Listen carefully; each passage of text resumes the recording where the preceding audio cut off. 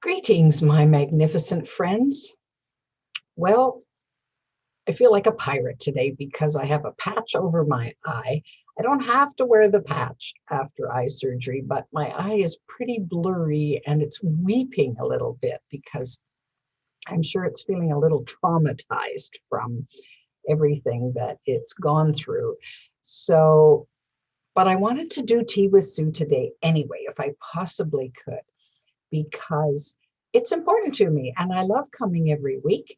And of course, as you probably figured out, I always have more to say.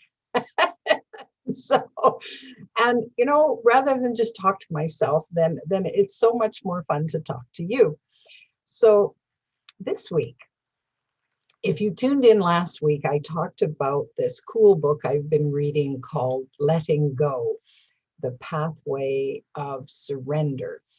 And this is a David Hawkins book. And I've taken his information to heart, and I've been working on releasing emotions, particularly emotions that we would be considered less than life enhancing. So let's dive in a little bit here.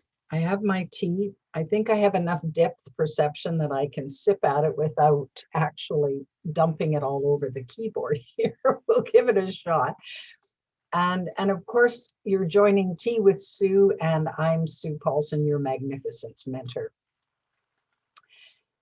So, isn't it interesting how life brings us all kinds of opportunities to explore what's going on with us?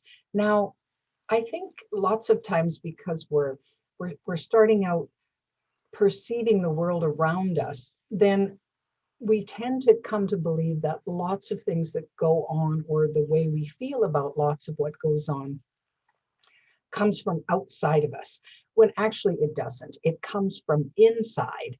And we either acknowledge that that's where it's coming from, or we might repress it, or we might project it onto somebody else. So and so did that to me. And the way I feel is because of what they did to me. So that's just a normal way of being as we grow into grow from childhood into adulthood and so on.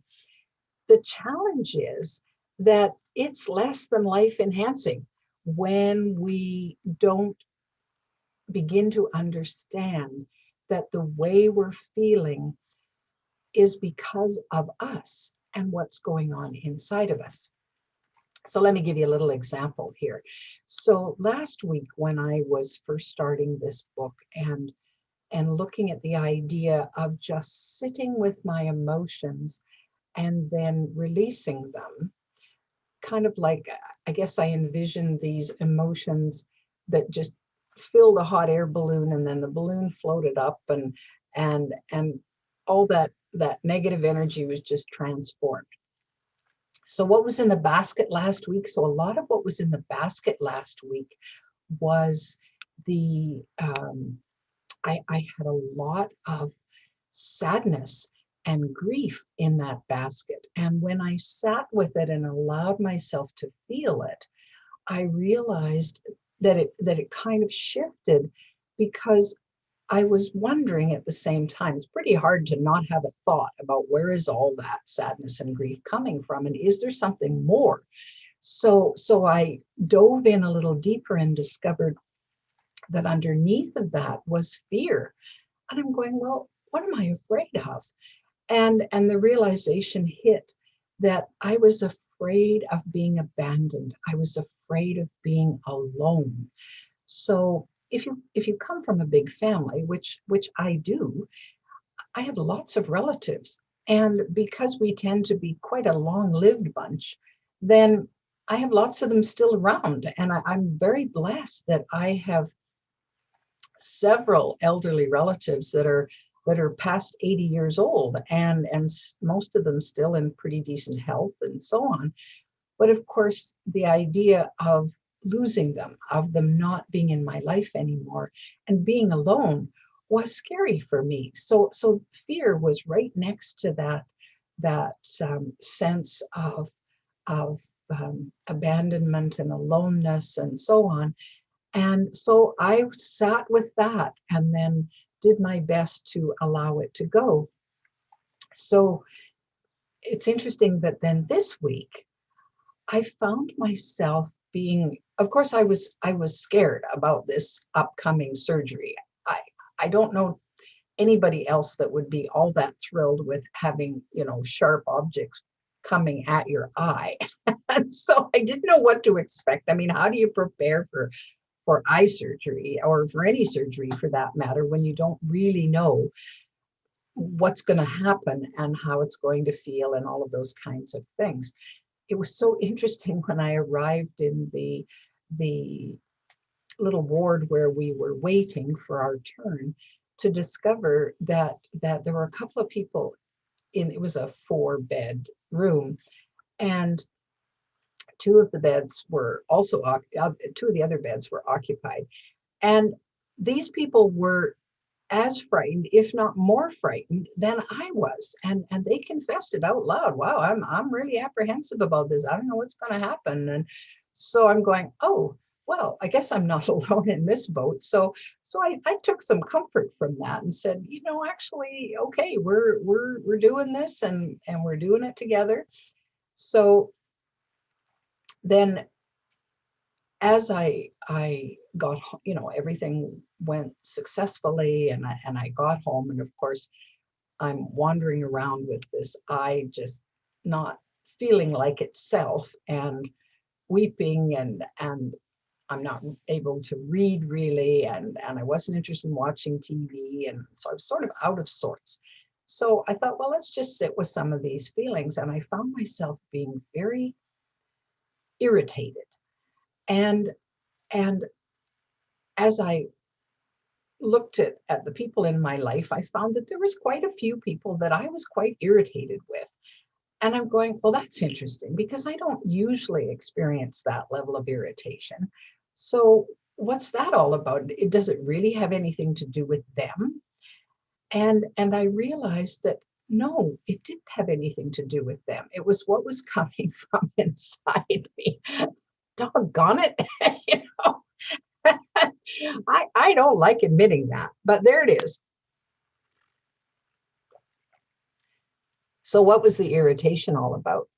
I found myself sitting in judgment about where other people were at in their lives. Well, why didn't they just get it? Why didn't they grab hold and look at heaven on earth and say, wow, I want a big piece of that. I want to be happy. I want to be joyful. I want to be fulfilled. I want to be just energized and ecstatic about what I see and what I'm experiencing, because the world is a pretty cool place.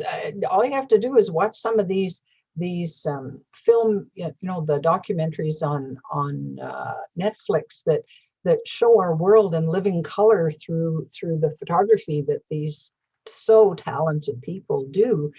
And you go, wow, we live in a really amazing environment. And so there's lots to be excited about and lots to be grateful for and lots to be thankful about. And yet I would see far too many people that I knew hanging out in some kind of misery, whether it was frustration or anger or depression or um, worry or fear, all of those emotions that are considered to be less than life enhancing. And I'm going, well, come on now, get on with it. And well, then when I decided, instead of projecting that irritation onto them, to turn that lens inward. And I guess it's all about seeing differently, right? So I have this new lens now. So it caused me and triggered in me this need to go inward and look at things differently and experiencing everything differently. So what I discovered as I went inward, I began to realize that that judgment has been a big thing for me lately, that I have really been judging where I'm at, as in, it's not where I think I, quotes, should have been by now. At this stage of my life, how come I haven't got it?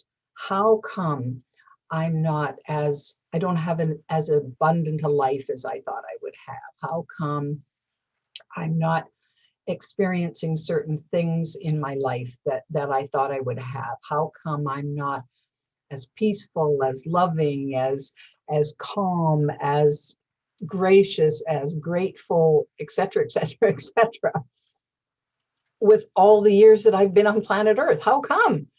And well, I don't have an answer to that, quite honestly. How come? I don't know, because I don't. And that's just the bottom line. And yet, how bad is it really? Well, it isn't bad at all unless I perceive it to be, unless I put this big label on it and judge it as wrong, bad, terrible, horrible, whatever. And in fact, it isn't really that. It's life. Life is a challenge, and every day we get these challenges that come at us and come at us. And in each second that we get a new challenge, we also have a new opportunity to decide, how am I going to deal with this? Sometimes we hit that default button that projects us right to anger, or projects us right to fear, or projects us right to a state of being that maybe is less than desirable. Well, that's what happens. And then, as we become more aware, if we're interested in saying, man, this doesn't feel that good. Isn't there an alternative? Couldn't I pick better? What's out there? Well, of course, what's out there are all of the life enhancing emotions that we can tag into, just as we tag into the less than life enhancing. So if we look at a kind of a hierarchy of where's the point, David Hawkins talks about anything below courage is less than life enhancing. So there's the pride of ego, there's apathy, there's anger, there's depression, there's guilt, there's shame, all of those, there's fear, there's grief. All of those are less than life enhancing. Above that, we have love and peace and joy, and of course courage is kind of the midpoint there. So anything courage and up fills us with a peace and a sense of well-being. That's such a worthy goal. But of course, you can't be mired in the negative and experience the positive at the same time. So something has to give. So part of the surrender is to allow ourselves to let go of whatever is not serving us, to allow ourselves to feel the feeling. And interestingly, Hawkins says, when you allow yourself to feel those feelings. So if I'm feeling anger, I allow myself to feel that feeling, and then all the thoughts that are associated with that particular focus on anger, when I let go of the anger and release it, just allow it to just breeze on through, then I end up releasing the thoughts as well. They disappear too. And I'm going, oh, I feel better. I feel more calm, more peaceful, more, it's like a load that's been lifted. And it is a load that's been lifted. That's exactly what's happening that's what enlightenment is, right? We lighten up. So we release the burdens, give them up to the universe, to a higher power, to the ether, wherever that stuff goes for transformation. I kind of imagine sometimes that all these hot air balloons are just floating up into the stratosphere, and then whatever angels are up there just just blasting them and transforming it into this cool, wonderful, peaceful, joyful energy. So that's what kind of works for me when I imagine that happening. Well, any moment you've had where peace has washed over you is a moment to treasure and a moment to build on, because if you've done it once, you can do it again. And is it a is there a finish line? Well, not that I've noticed so far. It seems as if I still have negative emotions that jump out at me or seep into me from a variety of sources. So it seems as if there's more to release and more to release. Do I like having to keep doing that focus? Well, at the moment, I don't really like it. No, I'm thinking, oh, give me a break. But of course, I take a break from it from time to time. And then when it's time, I dive in again. In the meantime, when the peace comes or the joy comes or the gratitude comes, I revel in that. And I just sit in that moment and say, oh, life is grand. Life is worth living. And then I guess it gives me more energy. And when the time is right, I go again and say, what else? What else? What else? Now, I've been doing this for, this whole releasing thing started in my 20s when I took my very first personal growth program. So for 50 years, I've been working on releasing from time to time. And it does get easier. For a while, for a lot of years there, I was so in denial about my feelings. Like growing up as a girl, a female, I wasn't allowed to be angry. That was not an emotion I was allowed to express. So any anger, mild or intense, was stuffed and stuffed and stuffed. So it took me a number of years before I would even acknowledge that I could be angry. And there was a point in my life where because I actually took lessons, I went to a psychologist and I said, look, I've talked my issues to death. I don't know how to feel. Can you teach me how to feel? And he used this EFT technique and supported me. And I felt all of my feelings. And so for weeks I went to him and really uncovered and experienced the full array of feelings. So that was new for me. And then I had a big significant emotional event that spiraled me right down into rage. I had no idea that I even knew what rage was or could experience it. And it was pretty scary, but I allowed myself to feel it. And eventually, because I was diligent about allowing it to come up and then letting it go, and allowing it to come up and letting it go, it began to dissipate. And then it was less, and then it was less, and then it was less. And there was such a peace at the end of that. It took some time, and I had to really focus to get it to that point. But the benefits that I got from that, and then of course, when we allow the intensity of those negative emotions to really enter our being and then release them, we're able to experience the intensity of all the other emotions too. The joy was more intense after that. My sense of peace grew exponentially. My gratitude, my compassion, all of those other feelings just blossomed like flowers in the spring. And so it's worth the effort. It's worth exploring that. And now I find that I don't have the level of negative thoughts so much. They're more easily dealt with, and then I don't give them the weight that I used to. And that's been really helpful. So if you're on this path of wanting to create your own little piece of heaven on earth, I challenge you to really explore the feelings that you're going through in this moment and over the next while and say, wow, is there something there that I need to let go of?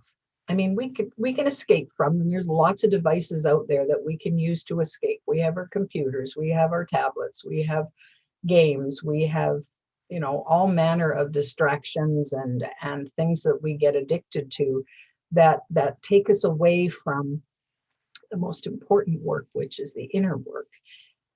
And fair enough, but at some point, if you've decided, I want to grab hold, I want to live my life differently, then we quit blaming it on others. We take responsibility for what's going on inside of us, and we have a tremendous love and compassion for what we're going through, recognizing life isn't easy. It's a big challenge. We didn't come here necessarily for it to be easy. We came to experience the richness of what there is. Well, whatever imagination can dream up, that's what's here on planet Earth, and we get to pick how is that for us. So I don't know about you, but now I'm on this path of saying, I don't want to stop myself from experiencing all of the good that is there for me, whatever I deem quotes good to be. Bring it on. I want it. I've had the other part, and I got lots of experience about that. There were times when I wished I didn't have a lot of that experience, but I got it. So now let's flip the coin over and say, okay, what's it like on this other side?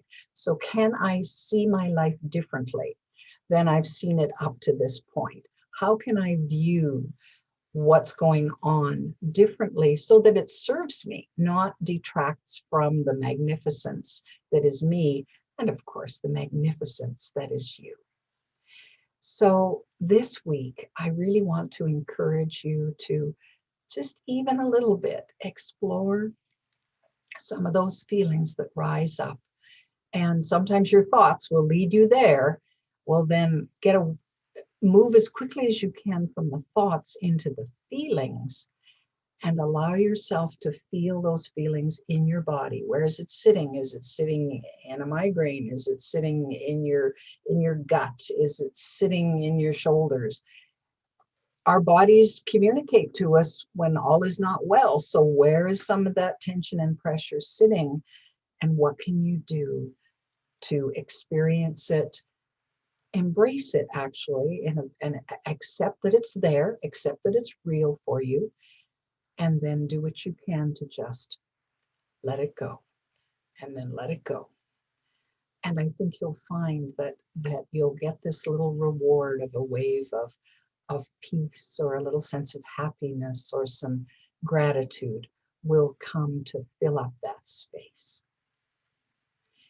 You know you can do this because you are that magnificent. I know this, and I want you to know it too. In the meantime, if you're enjoying Tea with Sue, tune in every Friday.